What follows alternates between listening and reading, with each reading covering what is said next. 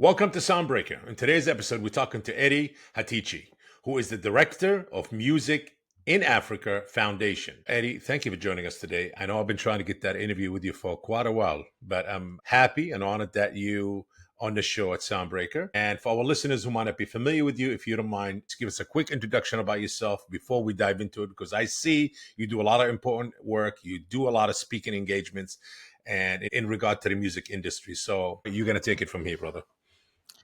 Thank you. Thank you. It's a pleasure, My pleasure. certainly, to be on the show and to talk to you.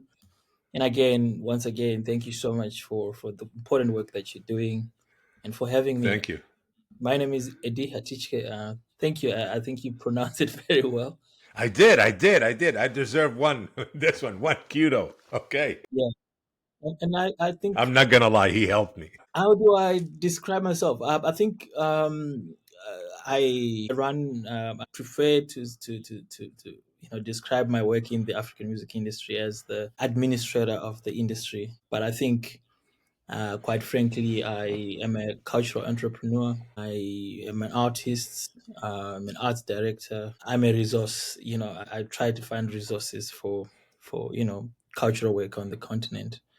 And I do many, many, many things. But I think the most important thing is that I work in the music industry, and I work in I would say, the side of the industry that a lot of people don't pay attention to, and that's the more like the bridge between civil society, commercial industry. Whereas a lot of people are always seeing the glitz and the glamour and the commercial side of things. I prefer to focus on the grassroots and Hmm. to understand how we can make music business a big business on the continent, which it is in theory, but not in practice. So yeah. It is in theory, but not in practice. Interesting. Right, We right. need to dive in. We need to understand what you mean by that. So this with our listeners and viewers on Soundbreaker. I guess we can talk about it in a bit, but before we dive into anything and your current roles and your speaking engagement, and you said you consider yourself more in a music culture. Kind of, dive into both side of the music business and the cultural side of the music, because it's very important, because the music does come from culture. It comes from all of that. I mean, if we really dig deep to it, all our music that you hear, it doesn't matter where it came from. It's all about based on culture. Whether it comes from Africa, it comes from India, from Asia, from the Middle East, anywhere. It's all cultural based. Mr. Eddie, what got you started in the music industry? If we go back, what drew you to it? Was it a passion? Was it your parents? What influenced you say, hey, this is the path I want? When you start growing up and realizing how much you love music, say, this is the path I want. Was it your parents? Something that must influence you at a young age? Right, right, right. Yeah, I just always, from a younger age, I just always liked music. I love melody. I love harmony. Music, I think, just has that special effect on many, Hmm. many of us, and some of Hmm. us are privileged to have had that feeling when we were very young. And I was one of those people, but unfortunately, I did not have the access to understanding music so that I can actually make music. And that's the story for many, many of us here on the continent. I always find it interesting when I travel abroad in Hmm. Europe, or and I find that many, many people actually understand music because they've had some kind of training or early exposure to some kind of instrument. Now, I started my experience with the first instrument probably when I was 17 years old. So what that did to me is it allowed me, like, gave me like about essentially 16 years of just listening to music and understanding Hmm. music, learning different languages, and seeing how it makes me feel, and really having this huge, huge, huge, admiration for music. So I ended up, actually, the first time I got an opportunity to go to actually study something, I made sure that that something was music.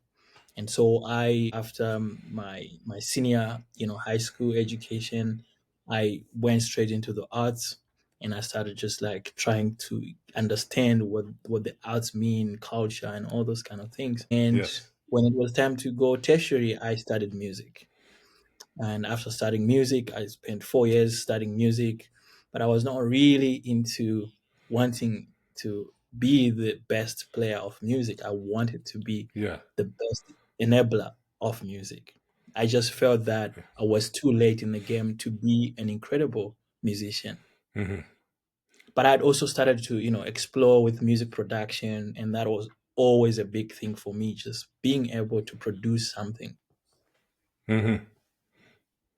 After that, I immediately realized that I needed to be more educated, not just from a music perspective. So I ended up doing an MBA as well. And that marriage has been so interesting for me, and I guess advantageous, because I've always wanted to do something more than just making music. And I thought the best way to do that is to be the best administrator that I can be, to be the best entrepreneur, and to understand culture, and to be the best diplomatic person that I can be, to bridge the gaps between Africa and other parts of the world, using culture and using the currency of our culture as Africans. And music is a big part of that currency.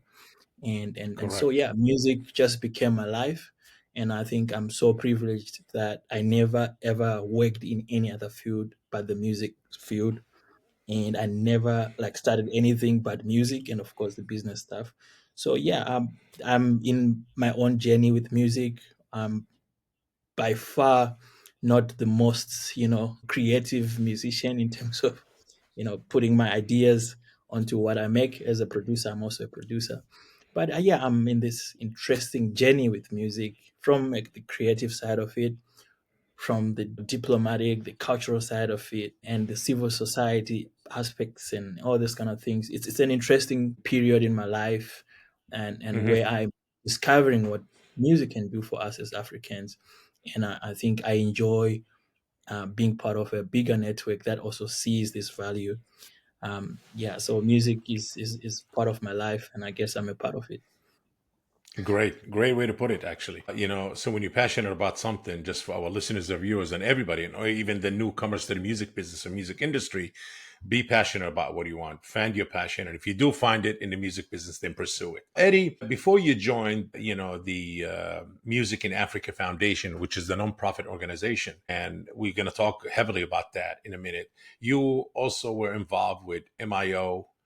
You were the head of content at MIO, and also you were worked at the as a project manager at the Gote Institute of Music in Africa project. Please, let's talk about MIO and let's talk about Gautier, and then we're going to definitely dive into the Music in Africa Foundation. But let's see, what were your roles and how did that shape your roles?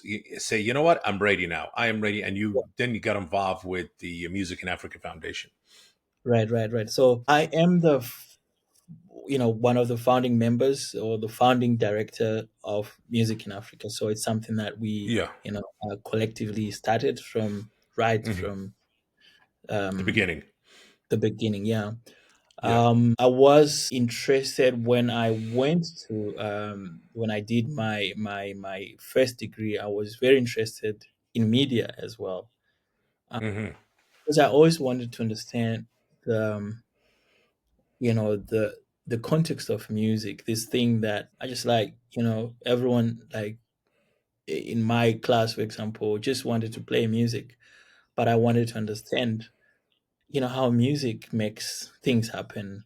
And so I had developed a keen interest in media. So there was this publication in South Africa, and for those who don't know, South Africa occupies the biggest share of the African music industry. um, Wow. and South Africa. it is the most industrialized space in Africa when it comes to music.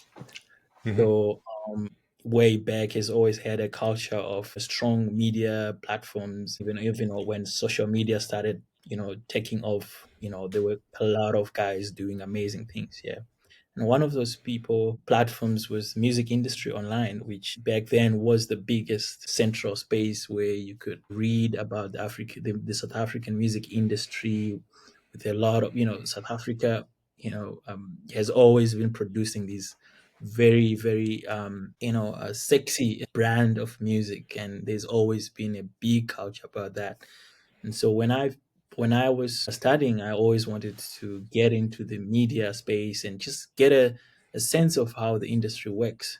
And I was fortunate that they took me in as an intern to just drive their content and interviews, and I got that job, and I just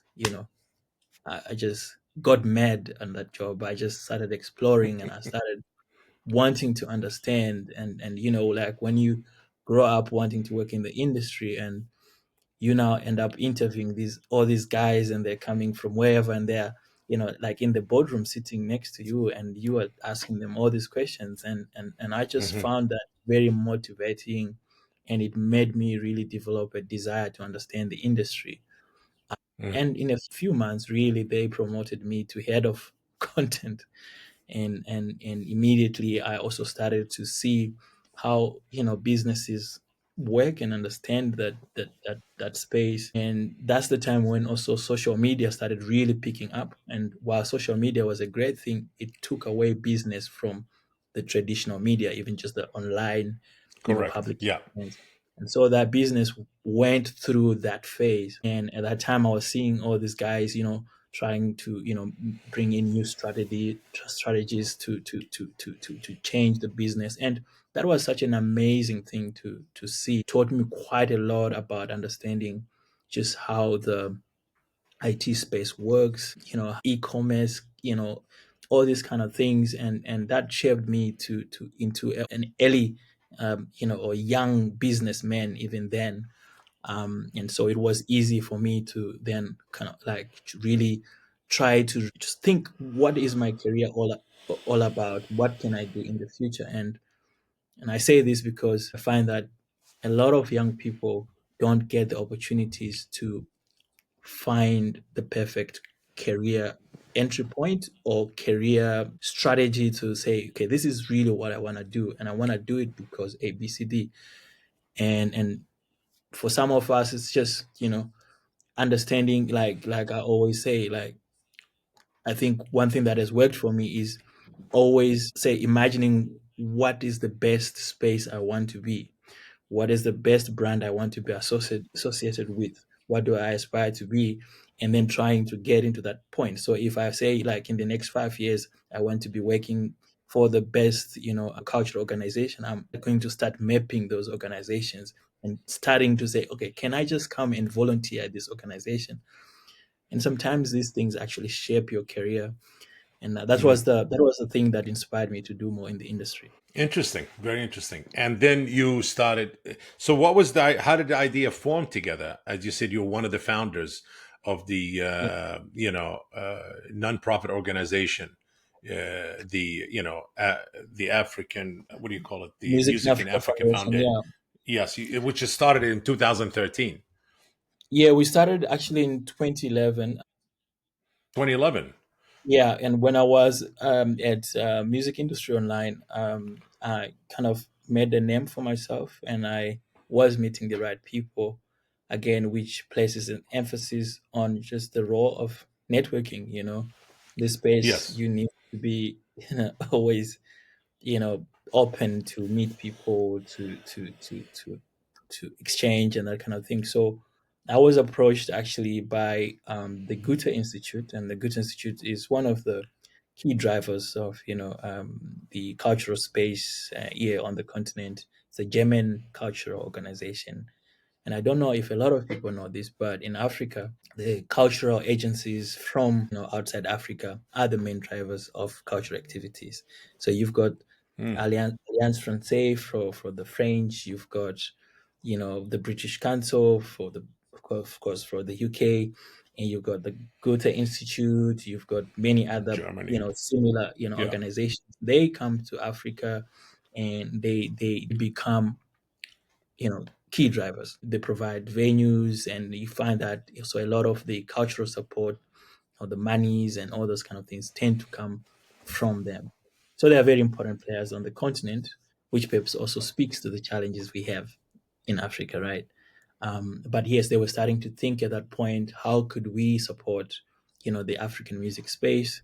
They had found some resources, and so through a partnership with the Siemens Foundation, again another German organization, we started to think about, okay, what could be an ideal solution for the challenges of Africa when it comes to the music industry.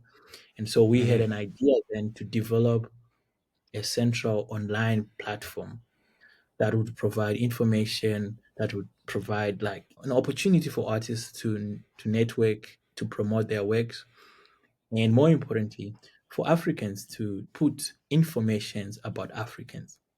The challenge that we have on the continent is not that, even though, I know a lot of people might not really understand the diversity of this continent. It's about 54 countries, so many languages, so many cultures, and but there are also these very interesting barriers, like these fake borders that we have. We have language, linguistic issues. We have got, probably the highest or the most expensive traveling realities here in Africa. It's very difficult to travel from one country to the other. So even though we are united people, we are so divided, and that Wow. is at creative or industrial space, especially when it comes to the music industry, something that employs so many people, but is still struggling to prove that. So when our governments are making all these policies and people are working, music industries or cultural industries always become the last. So we are divided in that we tend to think that making it is coming to the US and playing in the US. We tend Hmm. to kind of, uh, scramble for the audiences outside the continent when we've got over 1 billion people on the continent. So Music in Africa was coming to kind of provide a solutions for us to be more aware about our music industries on the continent, to develop our audiences, to educate our artists, and to make artists more professional. And we quickly managed to start working on that. And by 2014, we launched musicinafrica.net, which is the website. Music in Africa quickly grew to be the biggest source of information for the African music space. It is, still the biggest information platform for African music. You find all kinds of artists, uh, you know, so much research has been done, and you can access it in so many ways in different languages as well. And yeah, I got into that space because, I always saw the value of music, and it became a project that I started working on from the beginning. And part of my job has been to make sure that I bring all kinds of people into a network. That's the most important thing. We see ourselves as a network, the biggest network of music professionals on the continent. And together, we are always thinking about new ways to develop this work that we are doing. So, in addition to Music in Africa as a web platform, we are also doing all kinds of projects that are essentially addressing some of the most pressing issues that we have on the continent. This includes access to markets, access to finances. Actually, we are probably one of the biggest organizations providing support to the music industry on the continent. Education, music markets or music conferences, Hmm. exchange programs for artists, all those kinds of things.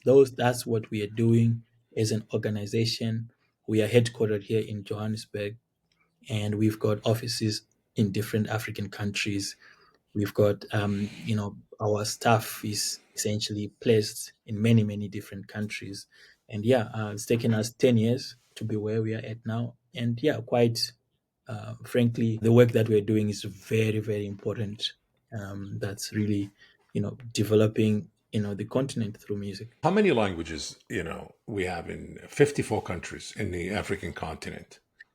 I don't even know. So many languages. And I say that, and I'm not ashamed to say that because, I mean, here No, I in mean, you South got Africa, 54 countries, so different yeah, cultures, here in but it's South still all Africa, African. we've got 11 Yeah. official languages, but there's so many other, variations of those languages that are not even Wow. recognized. But you're Wow. talking, So, thousands. thousands of Yeah, languages. so you know what that tells us? The culture is so rich Yeah, culture there. When it comes to music and sound and traditions, there's so much yeah, could be brought in. And if you notice, and we all notice that all of a sudden, I mean, maybe not all of a sudden as far as Africa, but all of a sudden, so many eyes on African music and so many companies, as they say, have boots on the ground already in different countries in Africa. A lot of the big right, companies from America already set up shops there, distributors, aggregators, record labels. All of a right. sudden, there's a huge influx of everybody wants African sounds, African beats, African artists. They're making it on the international stage level. So all of that, it started. I know your organization probably had a lot to do with it because you bring in, you're opening that culture to the in a globally and in a global way, and it's all about exposure, obviously, but more and more.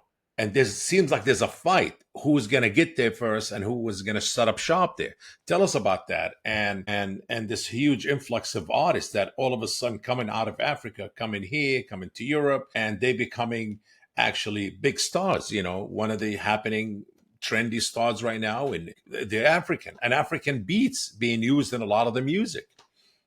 Yeah, yeah. And I'm not one of those people who believe that African music is only popping now. I think it's just Sure, we it's been for years. always had this great music. What is exciting now is that if you would ask me now who is the biggest African artist, I'll give you someone who is probably younger than yeah, someone who's definitely still in their teens. And the interesting part there is that, if you'd asked me this question like maybe 5, 10 years ago, Africa has always had this narrative that the biggest stars have always been the Fela Kutis, Hugh Masekelas, the Youssou N'Dours, great artists. But as you know, there is no system that can thrive, and when it is basing and throwing all its eggs on older generations, the Mhm. future is in the young people. And this is Correct. for the first time that we're seeing young people ruling the continent creatively. Wow. And it's no longer a case. If you ask me who is the best artist in Africa, I'm going to tell you someone who's been making music for the past 30 years. Clearly, that means something is wrong because you cannot have someone making music for 30 years and he still remains the biggest artist. So now you are seeing exactly what a market deserves. You're seeing media, and this is the only thing that has changed. It's But you're saying become also you just yes. I'm sorry. yeah. You can jump in because there's so much to No. say. This Yes, and we want to hear it. I mean, myself and our viewers and listeners and Soundbreakers they all want to hear it. But no, what I was yeah, saying is, music always a universal language. And you just said something really important that for the first yeah, time, a lot of the young talent in Africa as a continent, they are ruling it. So, and what does that mean? Ruling it in a sense of bringing people together because music is universal language. So finally, we united. We're being united in the African countries, you're saying, or African continent as a nation together because of music, of being creative. And so bringing all cultures, all ideas together. You got 54 yeah, countries, 11 main languages. So, yes, yeah. it's impressive. No, it's impressive. And I was coming back to your initial question, which was essentially looking at we now have the scramble of Africa gain, and that's coming from all kinds of companies, from service providers, etc., like record labels. But this has always been happening, by the way. I think what is exciting is that the world has finally noticed Africa. Recognizing. Yeah, Mhm. and Africa has got a space on the table, and we're not even trying to be creative. You know what I mean? It's not like we've got this position now and we realize, oh, we gotta work so hard now to maintain. No, It's it's part part of of the culture. Art is part of part of who the African it's part culture. of who we Absolutely. are. So it's Yes. so exciting Yes. because the point I'm trying to make is that when you've got media focusing on something else, and media Correct. has been focusing on so many things on the continent, that may be or may not be true. Yes. We are so happy that we have gotten to that space where it's so easy to identify these young kids who have been making great music, by the way, and that it is now something that the world is expecting from. from Africa. Mhm. And that's why also we see so many companies now really putting investment on the continent. It's really exciting. What is now missing is the education, because we might have gone 10 steps ahead in terms of visibility, but we are going 10 steps back in terms of business. And I can share Mm. many things, on that front. As I see a lot of companies setting up shops in Africa, in different countries in Africa, I see they still follow a bit of the same traditional practice that they do here in the Western world and in America. And I know, so Africa's big, 1 point something billion. I don't have the exact numbers, but I know it's over a billion people Yeah. live there, 54 countries. So there is people who fortunate enough to have help in getting their music out there. There's independent small record labels. There is Mhm. production houses. So obviously, these are the people who have money, who have some backing, who have certain things. This is great. But also, there's the unfortunate, and an unfortunate one is way bigger. There's so much talent. Africa, to me, it's like the talent is the other source of, could be the source of income. They're like diamond. As much as there's diamond and gold in Africa, there's more talent, even, and creative art. Mm. And a lot of these people, they might have a laptop, they might have a cell phone, able to create their own music and sing it. But, there's no way for them to get it out there, because they're still because a lot of these companies who start embedding themselves there, they're using the same practices. They're not saying, hey, you know what, it's about time we change this practice, because not everybody has access, not everybody able to distribute, not able, so, and that's one of the things that interests me and actually made me myself to create a platform called Music Dash, to really base and formed and focus on a lot of these unfortunate artists that who don't have the ability to whip out their credit card and say, hey, I want to join this DIY platform, but they charge money. I want to join this DIY platform to master my music. I want to join this DIY platform to create the artwork or to use it for marketing and promotion. And I'm like, hey, we need to create an ecosystem to help these unfortunate, because there's so much talent. It's not even funny. It is so much, but just we need to create something for them and give it, say, hey, you know what? Please go ahead, go for it, use it, put your talent out there, let the world see it. We don't have to go to a record label or be a big distributor or have enough huge massive catalog to join an aggregator or to join a record label. So this is one of the things I created because I felt, I need to step in, because I've been in the music industry for 30 years and I see things and I know how it's being practiced. Practice the same way here, practice the same way there. I said, no, we need to break that kind of cycle of how should I say, boundary. Everybody has, and no, music is, to me, music should be art and music free, not free of incentive, like it's worthless. No, free of any artist. They should be able to do whatever they want. They should be able to get their music out immediately without any boundaries, without any restriction, without Right. any, things like, why should I follow this? It's enough that I'm gifted. I'm an artist. I created my music. I need just to get it out there.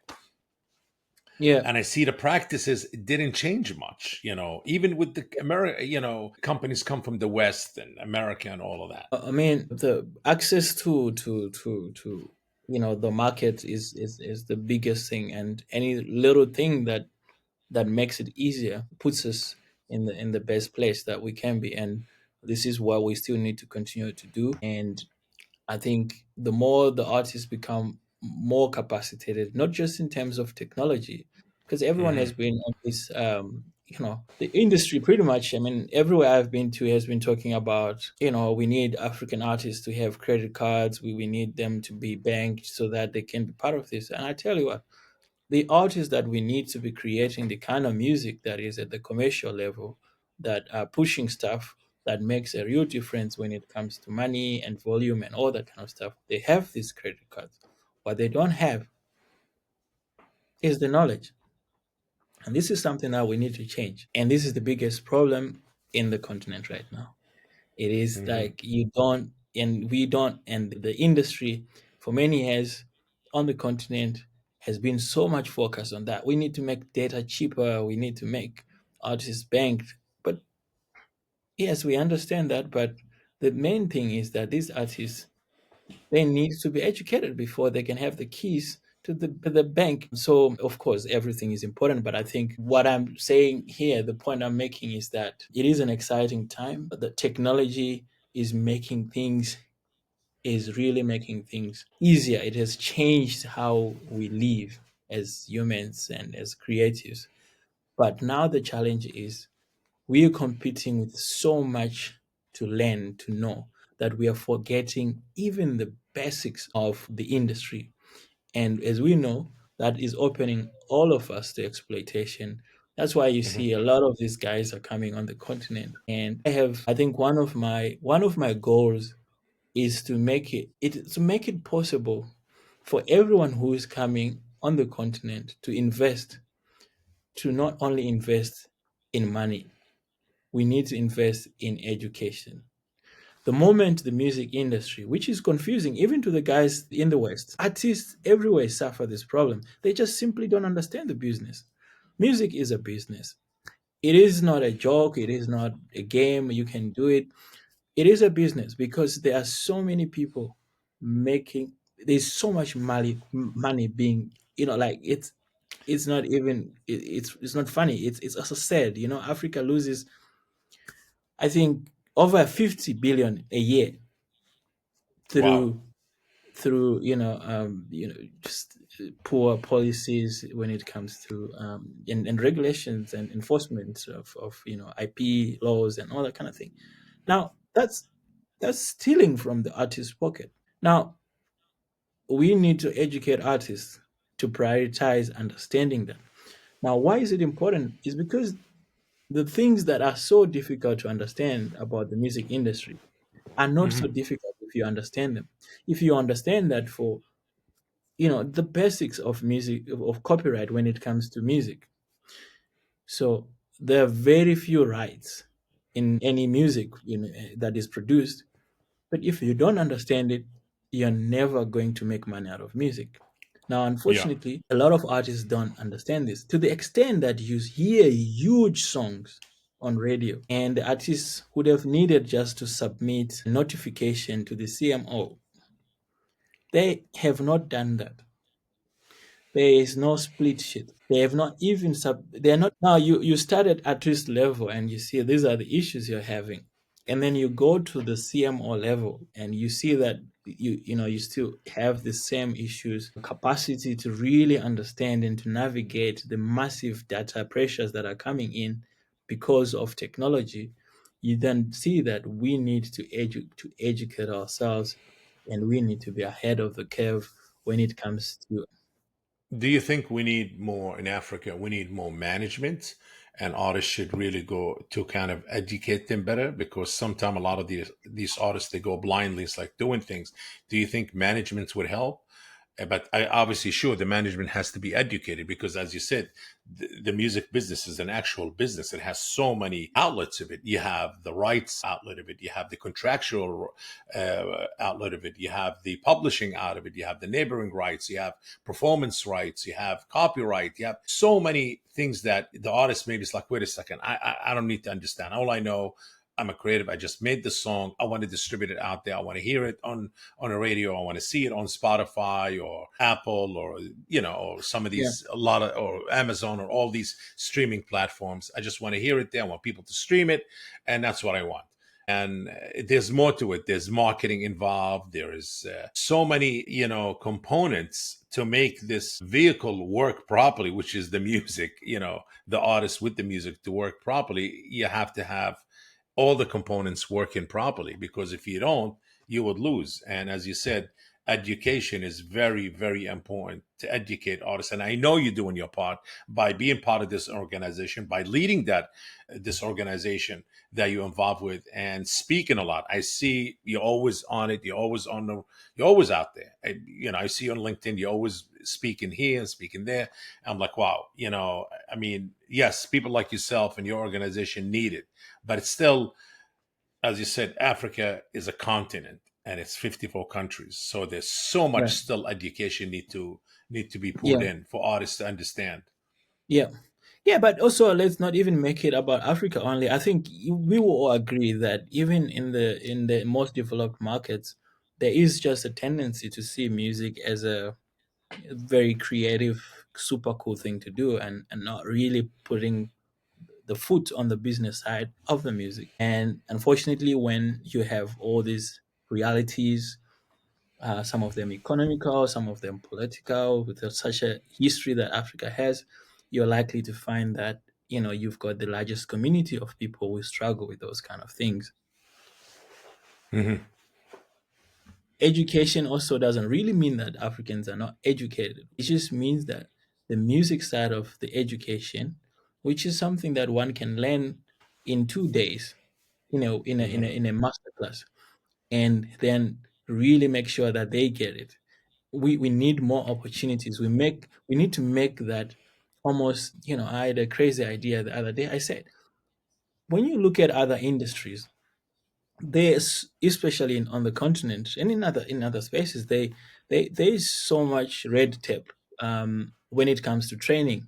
You're almost compelled. I think so. I think if you're in the mining industry, there is so much there's so much red tape when it comes to safety, for example, and there's things you have to do before you can start making money from a country. And we've got so many companies coming to mine here, right?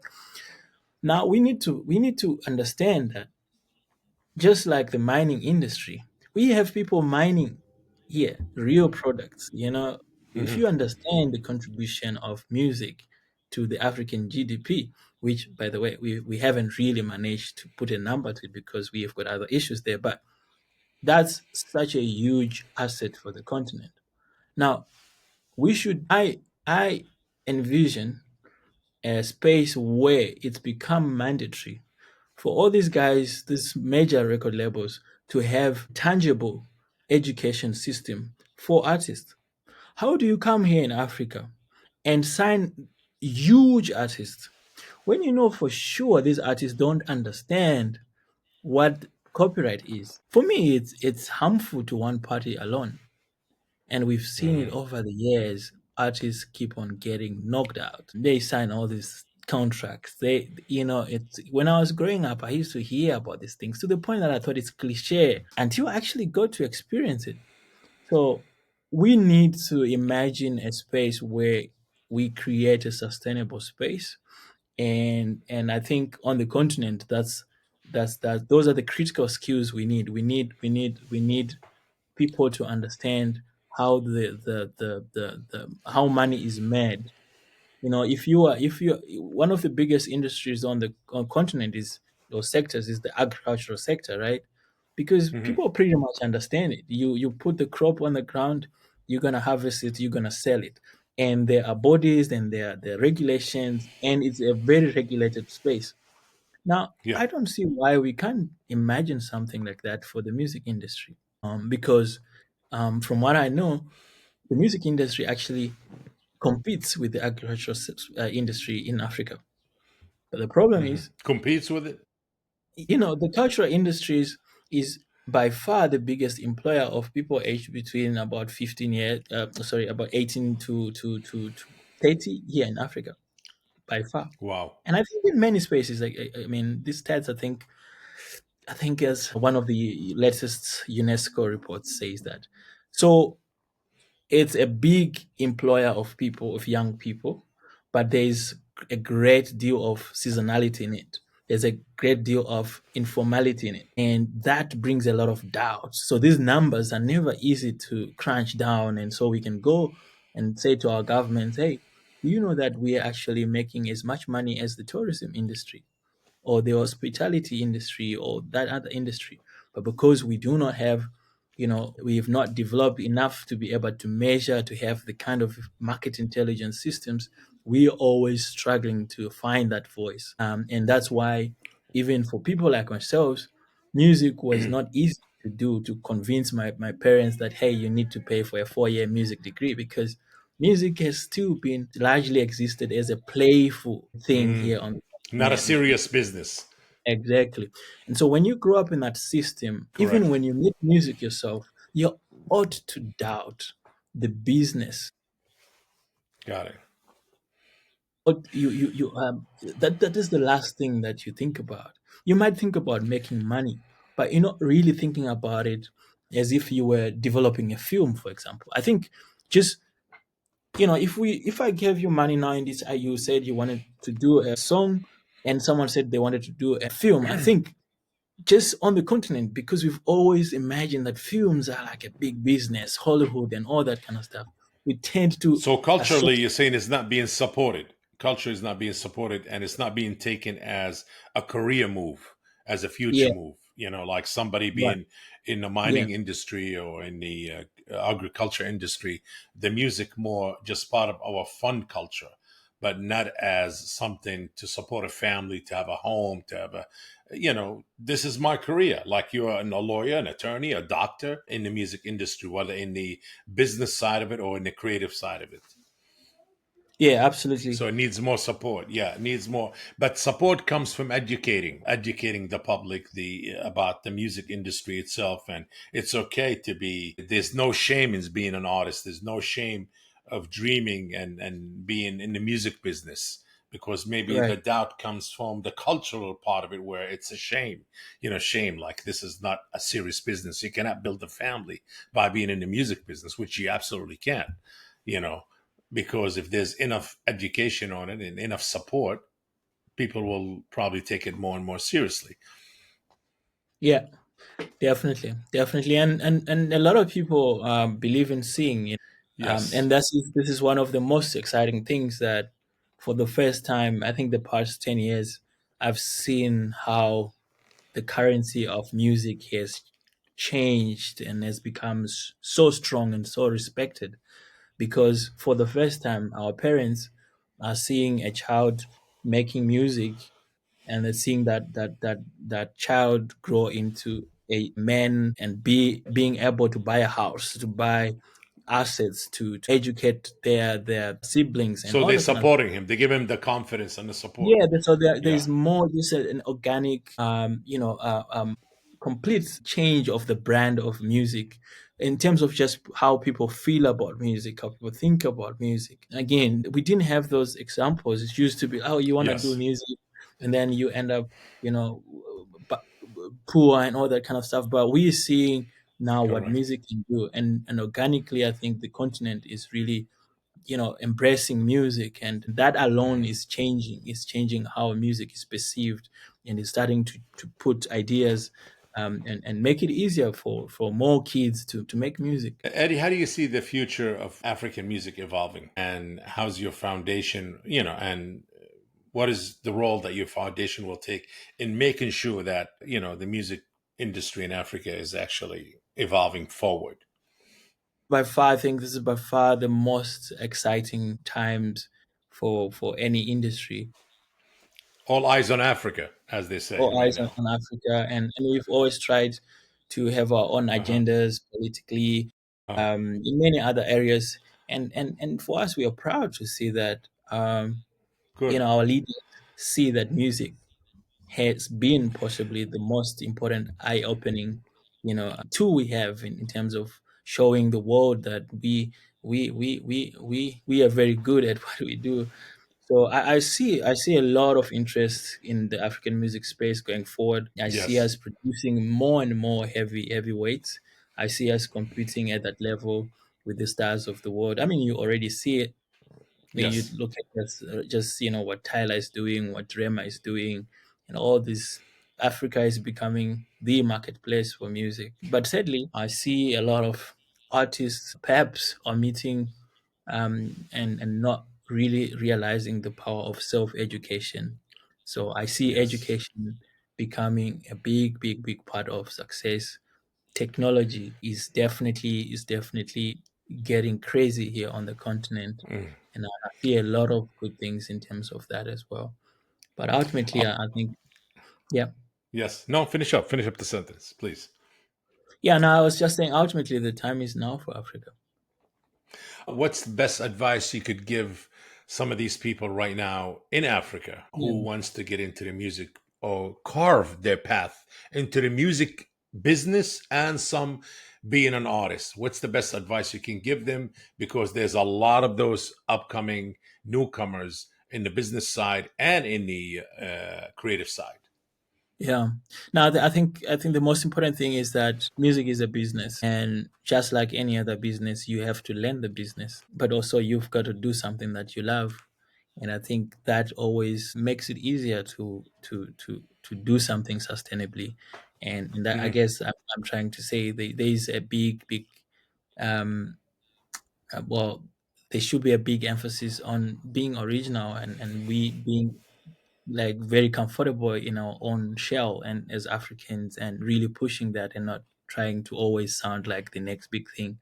I say that because I see how Amapiano has made almost everyone wants to make Amapiano at this point. Yes, I think if you want to work in African music space, you have to learn.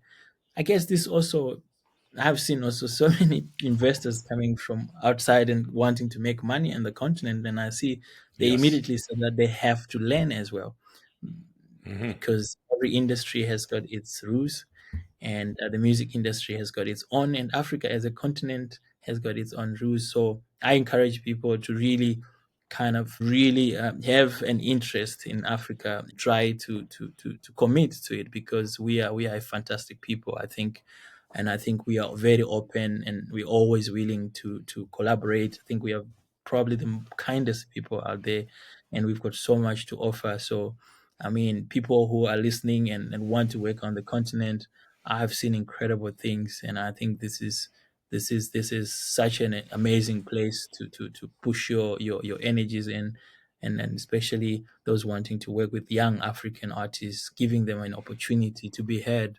I hope that many people who are listening can try to focus on this group of young people who are not heard because a lot of people seem to think Africa is only, Wizkid, Burna Boy, and Casper Nyovest. Man, we've got so much to offer. I have to say, man, I'm not African. I'm not in Africa, but I have to say, thank you for your advocacy for and your time that you're dedicating really to kind of help promote and educate a lot of the current and upcoming artists and pushing the music industry and say, hey, this is a big business in Africa, helping artists because you're always speaking and you're a big fan of educating artists and newcomers in the business and in the creative side, which is extremely important because when you educate it, you have the confidence to make the right decisions with your creative art that you have. Also, I mean, you're in the forefront, obviously, of fighting against piracy and again education in the music business in Africa. What is next for before we say goodbye and wrap up this insightful, amazing, inspiring interview? What is next for Eddie to be on the lookout for besides speaking engagements that he's Yeah, everywhere? yeah. So I think for me personally, I just want to, I guess I'm looking for more inspiration, Hmm. for more people to find, for my word to reach the most influential people who can make a difference in a space. So that includes setting up as many as possible platforms that connect us and I'm very curious to visit many places. I'm very curious also to even, engage the most unusual people. For example, have you ever imagined the impact of sport to music? Hmm. All these kind of things that sometimes we don't focus on that can actually change our lives in a big way. And you might know this, but a lot of Africans love sport, and music is Yes. almost at every sporting activity on the continent. But we just have never really maximized on that.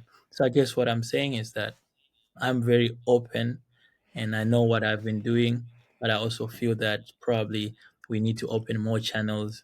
We need to make more people listen to what we are saying about music. We need to advocate, as you said, for more support. And that Yes. you'll find me in those spaces.